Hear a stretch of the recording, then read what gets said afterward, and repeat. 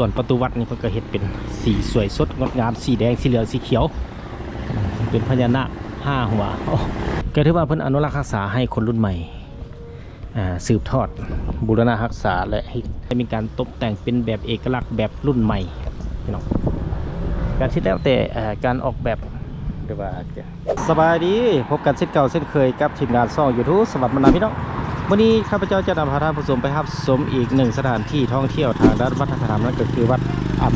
พวันที่ขึ้นกับบ้านห้อมพี่น้องบ้านห้าเมืองหาดสายฟอนครหลวงเวียงจันทร์ที่มีแสดงติดกับบ้านจอมทองเมืองหาดสายฟอนครหลวงเวียงจันทร์ตอนนี้ข้าพเจ้ามาอยู่ทางเบื้องหน้าวัด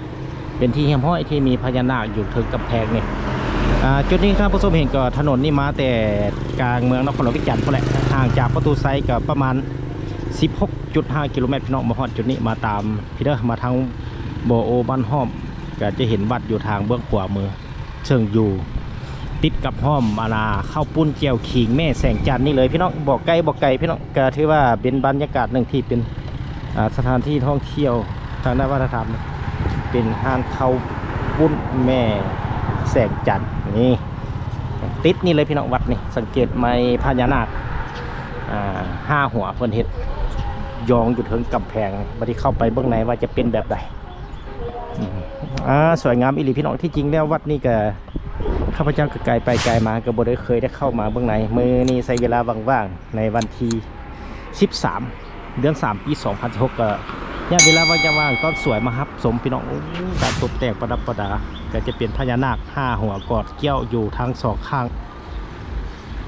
ทางเข้าวัดเลยส่วนประตูวัดนี่เพิ่นก็เฮ็ดเป็นสีสวยสดงดงามสีแดงสีเหลืองสีเขียวเป็นพญานาค5 หัวไปเข้าไปในเบื้องในวัดเลยพี่น้องเข้ามาก็จะมีห่มต้นม่วงต้นหมากม่วงมีต้นหมากม่วงห่มเย็นดีพี่น้องนอกจากนั้นแล้วมาเบื้องในนี่ก็จะเห็นจะเป็น3 ชั้นหอกอง3 ชั้นนั่นก็คือเป็นชั้นที่มีกระโหลกกองและก็ระฆังเป็น3 ชั้นคือแบบวัดทั่วไปนั่นเองในส่วนเบื้องหน้าท่านก็จะเป็นศาลาสามัคคีธรรมพี่น้องข้าพเจ้าจะย่างไปทางเบื้องนี้ก่อนหลังจากนั้นจะอ้อมโค้งไปพุ่นมาฮอดจุดนี้จะเป็นกุฏินี่จะไปทางเบื้องนี้ก่อนจุดนี้ก็จะเป็นจุดสักการะบูชาย่าแม่ธรณีที่อยู่ในเบื้องไหนสาธุผู้ข้าก็ได้มาเห็นเป็นบุญตาที่ได้มาเห็นอยู่วัดอัมพาวันนี่ขึ้นกับป่าบ้านห้อมเมืองหาดสายฟอนนครหลวงเวียงจันทร์ที่จริงแล้ววัดนี้อยู่แดนระหว่างเบื้องนี้นะจะเป็นบ้านห้อมในส่วนกำแพงไปเบื้องนี้จะเป็นวัดเป็นบ้านจอมทองพี่น้องเลยอยู่แดนติดกันนี่แหละมาทางบ้านห้อมนะพี่น้องเด้อนี่ก็จะมีถาดนี่ตกแต่งมาสวยงามอีหลีเพิ่มยันหนัก5 หัวยอมภาพว่าสีไม้ลายมือก็บ่ธรรมดาพี่น้องเพิ่นเฮ็ดยองอยู่ถึงกำแพงแบบสิสวยงามก็สวัสดีมาฮับสมฮับสักการะบูชาได้พี่น้องอยู่วัดอัมพาวันขึ้นกับบ้านห้อมเมืองหาดสายฟอนนครหลวงเวียงจันทร์จุดนี้ก็จะเป็นศาลาสามัคคีธรรมพี่น้องบัดนี้จะย่างอ้อมไปเบื้องนั้นแล้วโค้งไปบนมีพระพุทธรูปอยู่ในส่วนเบื้องนั้นข้าพเจ้าจะบอกขึ้นถึงพี่น้องก็คล้ายๆคือแบบศาลาสามัคคีธรรมโฮงธรรมทั่วไปนั่นเองก็มีเพียงแต่จะเอาภาพเบื้องนอกมาให้ท่านผู้ชมได้รับชมก็มาสังเกตเบื้องแล้วศาลาสามัคคีธรรมอยู่ในวัดแห่งนี้นี่ก็ถือว่าหลายปีพอสมควรเพิ่นก็ยังอนุรักษ์รักษาให้คนรุ่นใหม่ได้มารับชมให้เห็นนิดบุญเฮ็ดทานฮอดปัจจุบันนี้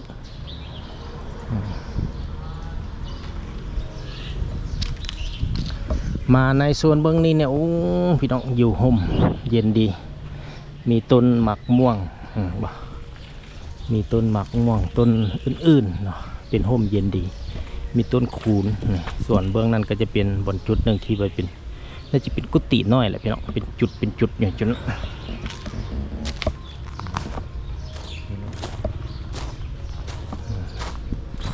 สวยงามพี่น้องเอ้ยก็สามารถมาฮับชมฮับเบิ่งได้พี่น้องนอกจากนั้นแล้ววัดอยู่ในนครหลวงเวียงจันทร์ก็อีก1 วัดที่ว่าบิดบนจุดหนึ่งที่ว่าเขาก็จะ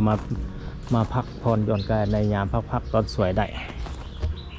มีโฮมไม้อ้อมหอบเต็มนี่พี่น้องเลยบัดนี้ก็จะพาท่านผู้ชมเลาะแต่พี่ไปออกไปนี่ก็ไปซอดพี่น้องไปซอดแคมป์ของเหมือนเขาปุ้นเจ้าขิงอยู่ในเข้าไปนี่ก็ได้นี่จะมีพระพุทธรูปเพิ่นปฏิสังขรณ์อยู่ในจุดนี้สังเกตเบิ่งแต่ว่านี่ก็จะเป็นสิม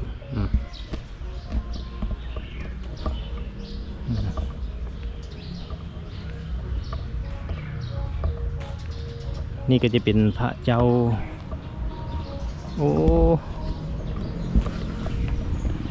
อ่านบ่ออกแล้วพี่น้องเลยไผ่ฮู้ก็แสดงความคิดเห็นมาเด้อนี่ที่จริงเลยก็มีชื่อแต่พระเจ้าแต่ละองค์มีชื่อก็ต้องขอโทษขออภัยพี่น้อง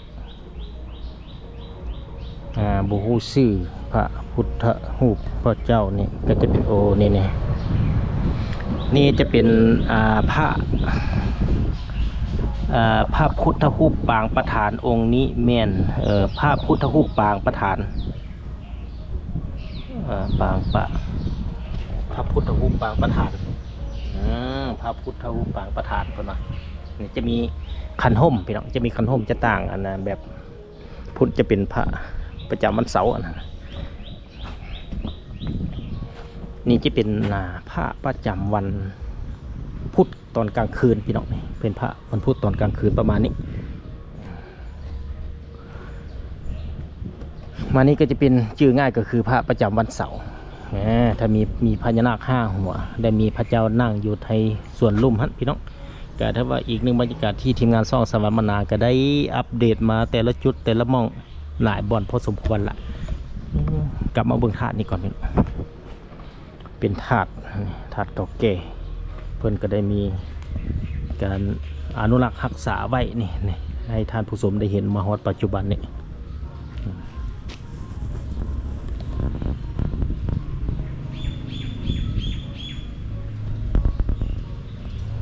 ก็ถือว่าเพิ่นอนุรักษ์รักษาให้คนรุ่นใหม่สืบทอดบูรณะรักษาและรักษาฮิตของประเพณีวัฒนธรรมของเราในส่วนนี้ก็จะเป็นสิมเบื้องในก็จะมีพระพุทธรูปใหญ่มีพระเจ้าใหญ่อยู่ทางเบื้องในพญานาคนี่ก็สุรายก็แม่นท่าสีเขียวอะไรพี่น้องเกศสีเขียวขีเป็นสีเหลืองตาน้อย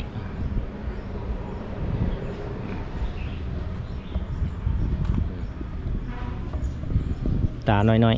ๆก็ถือว่าโอ้สังเกตเบื้องสิมพี่น้องเลยการตกแต่งของแต่ละวัดจะบ่คือกันเลยจะมีธาตุมีพระธาตุทางในก็เป็นสิมเบื้องนี้ก็จะมีธาตุคล้ายคือกันแต่ในส่วนเบื้องในเพิ่นก็ได้เอาเครื่องของวางไว้นั้นพี่น้องรักษาไว้เบื้องในนะก็จะเป็นฝาปิดนะพระประจำวันเสาร์นี่ก็จะเป็นพระเจ้า4 หน้าเพราะว่าที่จริงเพิ่งก็มีชื่อเขียนอยู่นี่แหละแม่ยักษ์นี่โอ้พระพรหมพี่น้องเอ้ยจะเป็นพระพรหมพระ4 หน้านี่นะพระพรหมพระ4 หน้า8 มือเนี่ยจะมีจับดาบจับหอยและน้ำเต้าอื่นๆจะมีหนังสือใบลานนี่เป็นพระพรหมเนื้อพระ4 หน้าเด้อเป็นพระปางนี่ก็จะเป็นพระพุทธรูปไม่อยากอะไรปทุมปางปทุมพระเจ้าปางปทุมโอ้ปางปทุมพรพระพุทธรูปปางปทุมพรบอกพี่น้องโอ้บ่เห็นพี่น้อง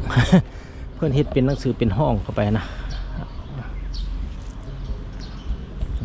สาธุผู้ค้าก็ได้เป็น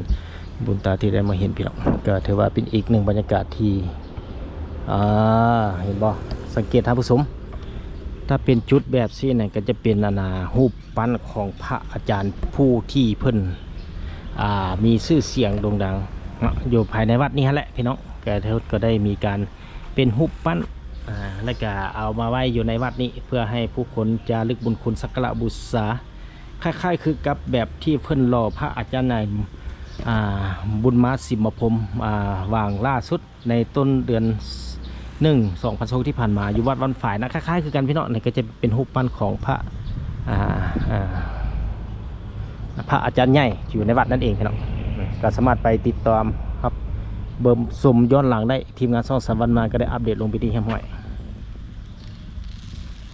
สวยงามพี่น้องมีต้นไม้อ้อมหอกบัดนี้ก็จะย่างไปทางเบื้องนี้นี่จะมีพระพุทธต่างๆพี่น้องมีทางพระวันจันทร์คารพุธพฤหัสศุกร์เสาร์อาทิตย์ครบเพียบอยู่ในนี้พี่น้องเลยก็ถือว่าอีกบ่พอเท่าใดอาทิตย์เมื่อนี้ก็เป็นวันที่13แล้วโอ้อีก1 เดือนพี่น้องบ่ฮอดแล้วยังอีกเพียงแต่29 วันก็จะฮอด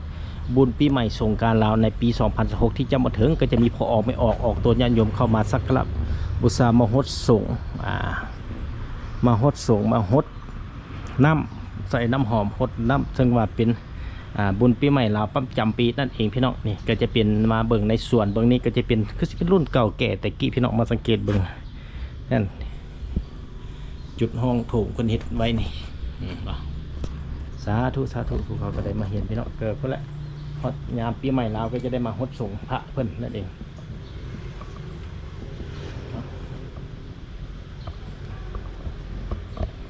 สาธุสาธุสาธุผู้ข้าก็ได้เป็นบุญตาที่ได้มาเห็นมีพระพุทธเจ้านี่เพิ่น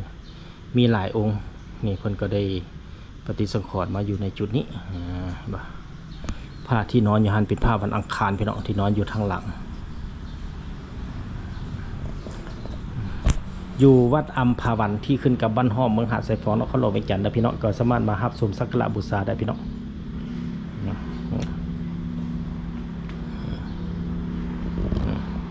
พระวันพุธพระวันจันทร์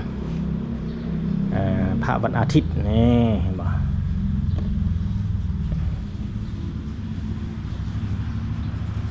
สวยงามพี่น้องสาธุสาธุผู้ข้าก็ได้เป็นบุญตาที่ได้มาเห็นจุดหนึ่งพระพุทธรูปที่อยู่ในนี้วัดอัมพวันที่ขึ้นกับบ้านห้อมเมืองหาดไซฟอนนครหลวงเวียงจันทร์ก็สามารถมารับชมสักการะบูชาได้พี่น้องนี่เกิดว่าสวยงามการตกแต่งของเพิ่นจัดเรียงเป็นจุดเป็นระเบียบดีพี่น้องเห็นบอกในส่วนทางออกนี่ก็จะมี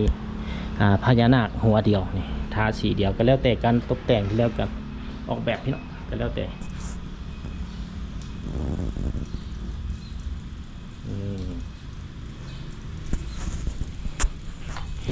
สาธุสาธุผู้ข้าก็ได้มาสมมาเห็นบุญตามาเห็นสังเกตพี่น้องอยู่หลังพระก็ถือว่าอันเป็นคนจงนี่นะเขาสามารถป้อนบีพระนี่แหละถ้าว่าป้อนเต็มแล้วเพิ่นก็จะอัดจุดนี้เป็นหูอยู่นี่แสดงว่าเพิ่นป้อนบีพระไม่อย่างเวลาเป็นเงินเป็นเข็ม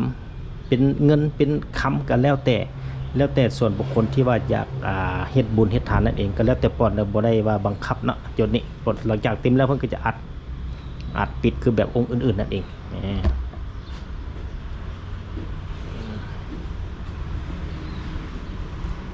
มาฮอดจุดนี้ก็จะเห็นป้ายพี่น้องนี่เห็นบ่จะเป็นยุคใหม่เพิ่นก็จะตกแต่งนี่เอาท่อ PVC มาเฮ็ดเป็นฝาแล้วก็ติดว่าฮอดแล้ววัดอัมพวันโศกงานร่ำรวยเพิ่นเขียนคำให้พรให้เตผู้คนที่เข้ามาเฮ็ดบุญเฮ็ดทานเข้ามาในวัดนี้ก็ได้รับสุภลาภดังสมพรปรารถนาที่ตัวเองได้สร้างไว้นั่นเองพี่น้องเนี่ยคือว่ายุคใหม่นี่ก็ส่วนหลายวัดต่างๆเพิ่นก็ได้มีการตกแต่งเป็นแบบเอกลักษณ์แบบรุ่นใหม่พี่น้องการที่แล้วแต่การออกแบบหรือว่าของเจ้าอธิการวัดและก็เท่าแก่ในโฮมภายในวัดนั่นเองคิดว่าจะเฮ็ดบ่หรือบ่เท่านั้นเนาะพี่น้องนี่ก็จะเป็นกุฏิบ่อนครูบาจั่วนอนอยู่ในจุดนี้บางวัดก็จะเป็นสั้นเดียวอันนี้เพิ่นสิเป็นไม้เด้พี่น้องเป็นเสาไม้โอ้เสาไม้สวยงามเอาเป็นมุม360องศาให้ทางผู้ชมนะครับสมผลก็จะเป็นบนจุดอัฐิหรือว่าจะเป็นจุดที่ไว้รูปปั้นของพระอาจารย์ที่อยู่ในวัดนี้นอนแล้วเป็นสิมมาฮอดทางบนนี้ก็จะเป็นกุฏิเป็นจุดนี่ก็จะเป็นศาลาสามัคคีธรรมหรือว่าห้องธรรมนั่นเองพี่น้องมาฮอดจุดนี้ก็จะเป็นหอกองนี่ก็จะเป็นทางออก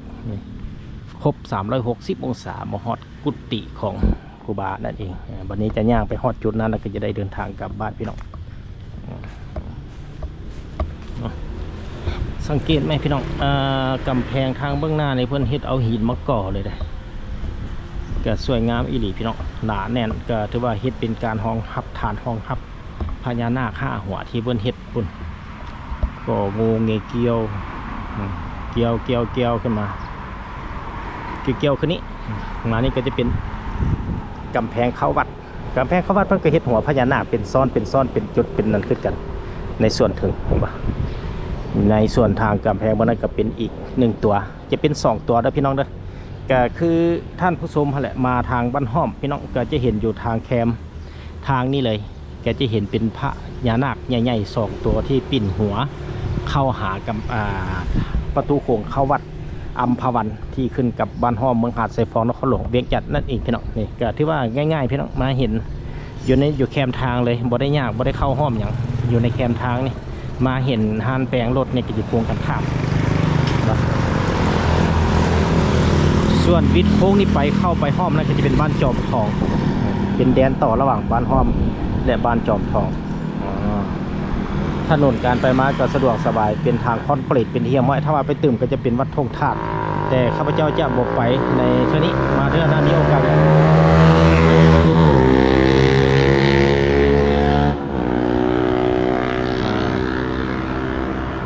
พุ่นการตกแต่งเอกลักษณ์ปรับดอกบัวแต่ครับเป็นยังไงท่านผู้ชมนั่นก็เป็นการนำเสนอวิดีโอสถานที่ท่องเที่ยวทางด้านวัฒนธรรมนั่นก็คือวัดอัมพวันที่ขึ้นกับบ้านห้อมเมืองหาดไซฟองนครหลวงเวียงจันทน์มาฮอนนี้ขอจบเพียงเท่านี้พบกันใหม่ตอนต่อไปขอลาก่อนขอขอบใจที่รับชม